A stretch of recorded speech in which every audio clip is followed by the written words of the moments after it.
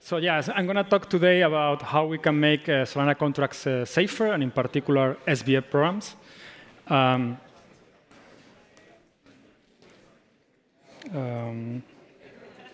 OK. So at this point, it shouldn't be a surprise for everyone here that security is a serious challenge, right, for the broader adoption of crypto, and in particular, DeFi. So here I just show some data about what is the trend over the last 6-7 years about the amount of crypto has been stolen and the number of hacks, right? And you can see that the trend is actually scary, right? So it's increasing, and the amount is getting bigger and bigger. So the solution that we propose at Certora is to do formal verification. So the high-level idea is that given a program, P, and a specification S, we want to build a mathematical proof that P satisfies S, or otherwise we want to find a witness of the specification, right, that is violated. And both outcomes are important because either we get what we want, which is the proof, or otherwise we can use the witness to do debugging and trying to fix our code. Obviously, there are challenges to this. The first thing is that to write a specification is hard, and it's time-consuming. And the other problem is that to extract the semantics of the program in a way that we can reason about it is also very challenging, right? So our approach is to provide developers with novel specification languages and tools that can make easier to write specifications and develop automatic formal verification tools. So just briefly, allow me to introduce Certora. So we were founded in 2018. So we are a global company. We have a significant number of verification and DeFi experts. We already have quite a big experience in the EVM world, where we already verify 2 million lines of code of Solidity and Viper, and we already preventing an important number of bugs before programs that were deployed. In 2022, we started doing focusing on Solana. So the approach that we take to the problem is that, well, given the code and given the specification, that we call it invariants, it goes to this magic box, which is the Certora prover, and either we are able to build the proof that the code is safe, otherwise we actually report the witness that something is wrong, or actually, unfortunately, sometimes, because the problem is undecidable, we may time out, right? And obviously, a lot of effort that we put is in order to avoid these timeouts. So now, let's go now to Solana.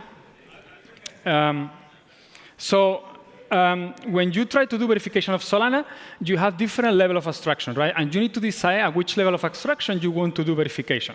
So a very common, obvious, actually, solution is to try to do it at the level of Rust IR, because you have a lot of information available to you to make your life easier in terms of verification, like types, pointers, pointer ownership, aliasing, etc. But the problem with that is that you are ignoring the Solana virtual machine, right? So this is something important to keep in mind. You could actually go to a bit lower, where you could do it at the LLVM bitcode level, but still you would have problems because you still ignore the details of the Solana virtual machine.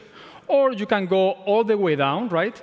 And you can actually do verification at the SBF level, right? The Solana binary format. And the good thing about it is that, well, you are going to include all the Solana virtual machine details. You can actually do verification also when the source code is not available, or when the input language is not actually LLVM-like language. And actually, you could also, you don't need to trust the compiler, right? So you could also catch bugs in the compiler or the code generation. However, the problem with that is that this is going to be harder to do, because there's a lot of information that you lost over the compilation process, OK? This is just to show you, give you a glimpse about how the bytecode, the Solana bytecode looks like.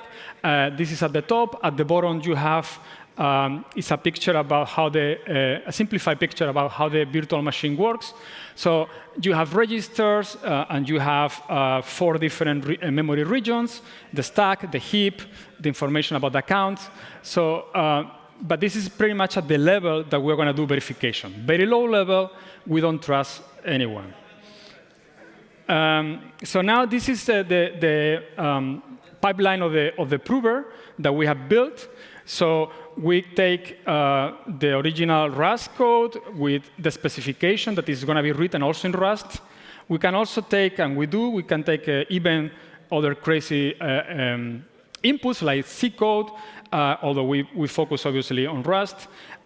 Then it goes to the LLVM compiler, right? You get the LLVM bitcode. Then ultimately you get the SBF file. And then is when basically this is the input for our tool. And then is when we are going to try to do a decompilation process. We're going to try to reconstruct a lot of information that we lost over the process, like, again, pointer information, types, etc. Then it's going to go to some internal representation where essentially it's going to allow us to build a formula which basically represents the semantics of the program. Then we're going to use off-the-shelf SNT solvers. They are constraint solvers that they're going to actually decide whether or not the formula is satisfiable. And based on that, we can actually claim whether or not the original Rust contract was safe, was correct with respect to the specification or not. Okay? So that's pretty much the whole pipeline. Well, here I just trying to emphasize a bit of our secret sauce. Again, we put a lot of effort on the decompilation, and we put a lot of effort in how we build this formula to deal with DeFi properties. Now I'm going to talk about a case study. So 2 months ago, we started working with the Squads. Squads is actually a very, version 4, it's a very sophisticated multi-set wallet, has already more than 600 million in assets secured. It's extremely well written and well designed. It has been already manually audited several times.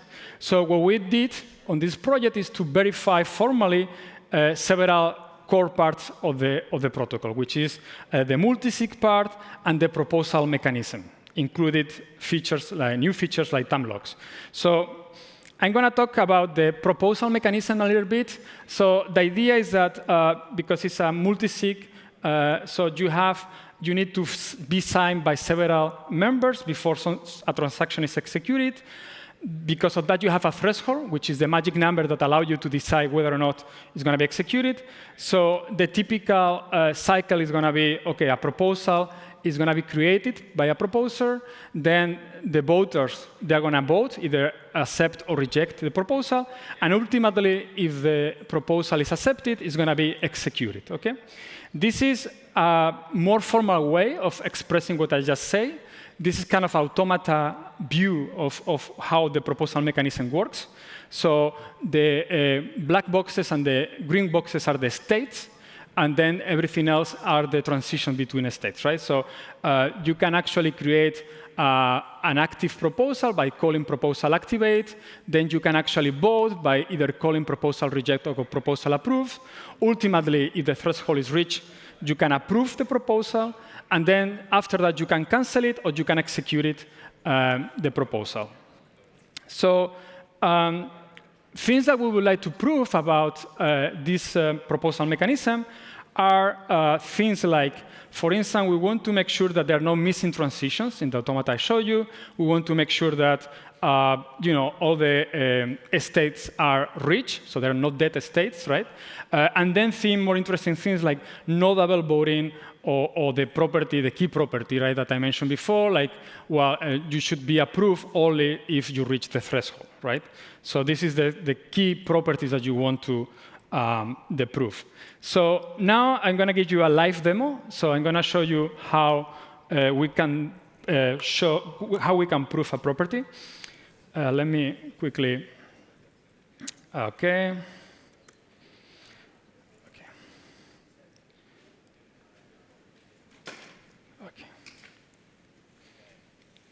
Okay. So we're ready now. I'm ready to show you the demo.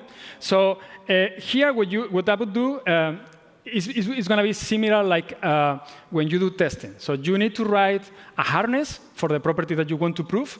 And we call it a verification harness. So at the high level, and this is written in Rust, So it's in, and basically the idea is that you need to do something similar like in testing. You need to create an environment, and this environment, it could be less or more complicated depending on the number of interactions of the, that you want to actually, or you need to model for the property you care. I'll show you later the details. Then after we create the environment, we actually simulate the action of either the member is going to accept the proposal or is going to reject it. And we are going to do it several times. And then finally, we are going to check for the property that we care about. In this particular case, we want to say if the proposal gets approved, it must be the case that the number of approvals is greater or equal than the threshold of the multisig. Okay? So that's what we want to prove. So let me show you how we are going to do it. So I'll just run it. So I wrote a script that is going to call the prover. The parameters are going to be the SBF file. So this shows you that we actually verify the SBF code. This is the name of the rule that we want to prove. And then there is an option that says that we are going to enroll loops up to 3. And this is because of the limitations of the, well, the theoretical limitations, right, that the problem is undecidable. So we need to somehow fix the number of iterations.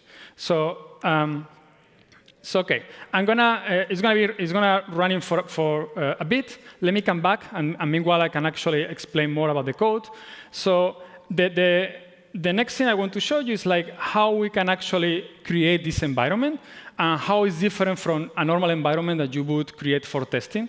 So again, the high level is the same thing. So we need to create a multisig, and that's something that we're gonna do by calling the public API of squads. So there's nothing different here. We just unwrap the result because we only care about, we are going to check only for the property if everything success, or if the creation of the multisig success. So that's why we call unwrap. Then we're going to create a transaction. In this particular case, a bold transaction. This is just a wrapper just to hide some code, but it's actually calling, again, the public API, nothing interesting here. And then we're going to create the proposal. Okay, we're going to create a proposal, and again, we're going to call proposal create, which is part of the public API. So again, at the high level, hopefully you can see that it's something that you would do if you would do testing. Okay, let me come back, by the way. So, okay, now I got the results from the verifier. So essentially, the interesting part here is that the property was proof, says verify, right? It's non-violated. It took in total 16 seconds. You know, it could be more, it could be less. So that's the result of the prover. Okay, coming back to the program. Now, because again, it's going to take a while, let me, before I continue explaining the code, let's assume I want to show you what happens if you have a bug. So I'm going to inject a bug, and I'll show you what is the bug about. But basically, for now, I'm going to just run it. So, okay, sorry. So I'm going to generate just the SBF code, and then I'm going to just run it. Okay, so it's ready. Now, okay, I'm going to run it again. I'll come back. Okay. Now, so now I'm going to try to describe briefly which are the main difference between a verification harness and a testing harness.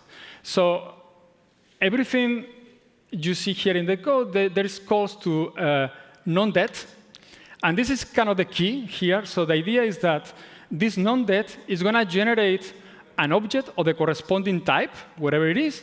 But basically, the values of that object is going to be an arbitrary value. So it's going to, and that is going to allow to the verifier to reason about it symbolically. So in that way, that's the main difference. How, unlike in testing, where you need to provide a concrete value, here we are able to provide a symbolic value that basically covers all the possible cases. So, for instance, in this particular case, a couple of key parameters are going to be the number of members. So we need to fix the number of members, but each member is filled with random values, which means that in that way we can cover all the possible permissions that the member may have or any other information about it. So we're not going to make any assumptions. By the way, I should say also an important part is the fact that we don't, in the way that we deal with the runtime part, is, again, we just create accounts that they are filled with non-deterministic values. So in that way, again, you cover the case where you don't know what you're going to get from the runtime, so you make the worst possible assumptions about it, and then you do verification with that, okay? So that's pretty much, and again, another example is the threshold. We're not going to make any assumption about the threshold. It's going to be, again, any non-deterministic value. So hopefully you can see, basically, this is how we can actually get more coverage doing verification or formal verification, simply because we can reason symbolically about the inputs. OK, let me come back to this. Again, OK, we're lucky here. You can see here in this particular case, because I injected a bug, the rule says, OK, the prover says violated. It takes a bit longer in this particular case. We are working on how to present the witness in Rust to the user. So obviously, this is an important part that we are doing right now to make the tool usable. But this is something that we don't have right now. So I think that's OK, yeah. And the last thing I want to say about the code, because before we were saying that, I was saying that after you create the non-deterministic environment, you need to basically simulate the fact that the members, they could vote, accept, or reject. And again, here, this is how we do it. We can create this function where, based on some non-deterministic value, we are going to either approve or reject or do nothing. And again, this is how you actually model all the possibilities. So with this thing, I'm done with the demo because I don't have more time to show you how we injected the bug. But I think hopefully at this point is good enough for you to get an idea about how the tool looks like right now. So now I'm going to come back to the slides and conclude. So basically, the point of this presentation is just to show you that we have a tool that is based on formal verification for SBF code. And the idea is to try to provide stronger security guarantees to users. We definitely we want more clients like Squads, because the experience has been very, very positive working with them. We also would like to have more code that use more DeFi properties, because that's something that is our strength. So it would be nice to have cases like that. And definitely there are many things that we need to improve on the tool. We are working on it, but hopefully we will get everything we want. So with that, I conclude. So thank you very much.